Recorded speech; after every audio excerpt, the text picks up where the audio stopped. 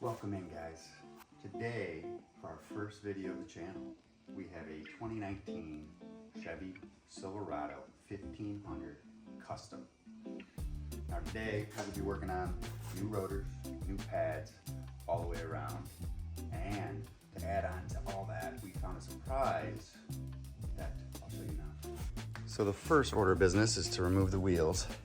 And if you could guess what the problem is here, and that is I do not have the keyed socket.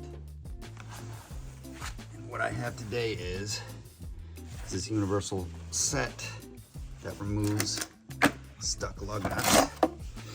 And the best size that I have found is the 22 millimeter, or basically about 7/8. That fits as close as you can get to that. A little bit of hammering onto that, it should fit right onto it. All right, you can start out with a long breaker bar, or you just jump right into the gun the wrong way.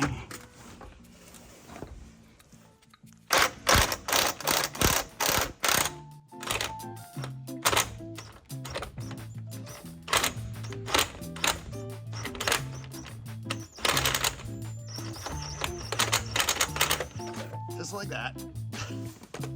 All right, I don't want to get too far ahead of myself here. First thing you want to do is get inside the cab and get it into brake maintenance mode. All you have to do is first have the key. All right, after you have the key fob, this took me a minute to figure out. So what you have to do is first put your foot on the brake. Then you have to start it up while holding the parking brake for about 10 seconds. So hold parking brake, start it up, keep holding the brake, keep holding, and as soon as you see the maintenance brake light start blinking, you let off the brake and then release the parking brake button and push it one more time right here. Then push. And then you hear the rear brake motor spinning out, so it's basically pulling the piston away from the rotor, and you will hear once it's done. And it should tell you the parking brake's been released. Parking brake's been released. So you should be fine too. You shut it off and you're in that service mode. You can even double check it to make sure you're in the right mode. So you don't put in lit mode. You can start it back up and it should still be blinking there in the left corner. Right there. Should be all set. Now we proceed with removing the rims. And it was at this moment I messed up. Not only are you supposed to do the same procedure I just showed you, but after the fact, you also have to disconnect the negative battery wire. So there's no power to the computer to able to sense the differential in pressure when you're pushing the piston back in. You will see what happens next later in the video. All right, so since I don't have a lift, I have to use a jack.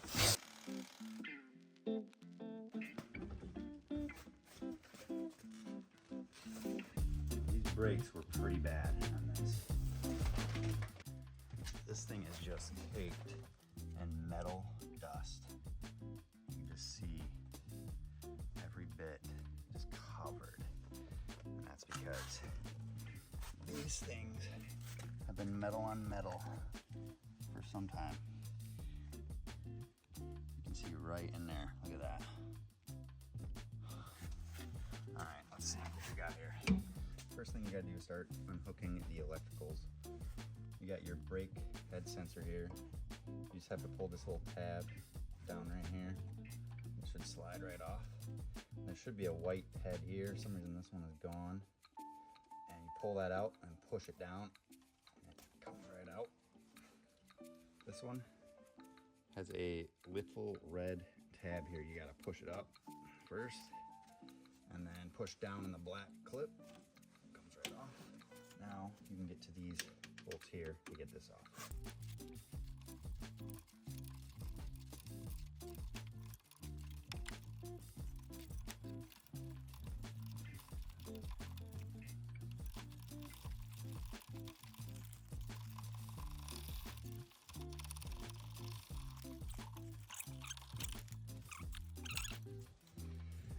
this.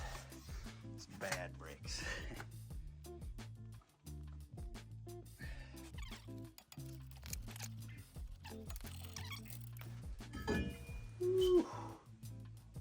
That is rough. I went with just CarQuest, went to Advance Auto.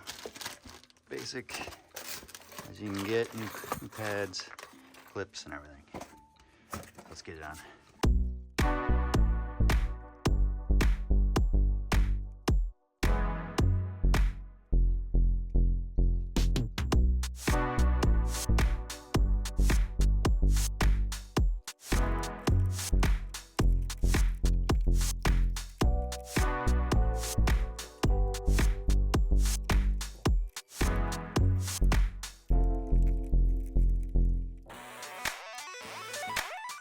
And all you have to do is put the wheel back on and torque to, I believe, recommended 140 foot-pounds. And now you move on to the other side, doing the exact same thing. And remember, I do this as a hobby. I do it for fun, to entertain everybody. Don't do anything I do. I'm probably wrong on half the stuff I do, but I'm just showing you what I went through, and do everything at your own risk.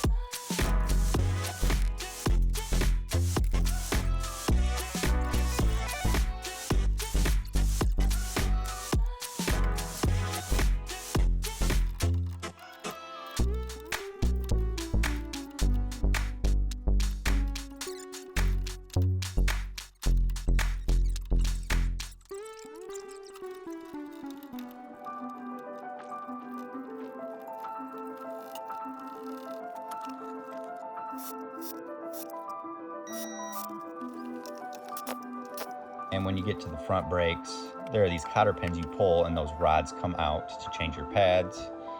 To change the rotor, you have to get to the back of these mounting bolts back here, remove those, and the rotor comes off. And I know I'm gonna hear about it in the comments about how thick the pads were and how much life they had left in them. But here in a minute, you'll see why I changed everything.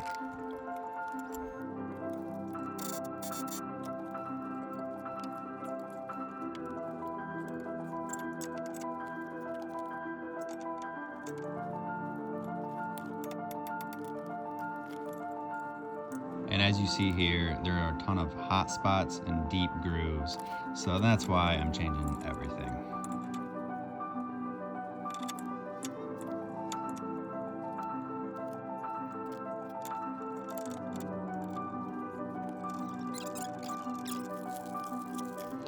And then the start of all my issues.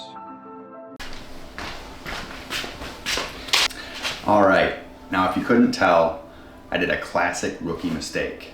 My camera's battery died. So I'm working on it.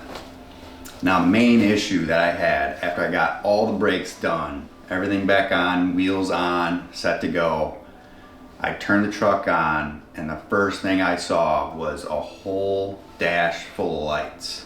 Brake failure light, ABS light, traction control, and it freaked me out. I did not know what was going on. And I heard that you have to have a factory scan tool to get these lights off.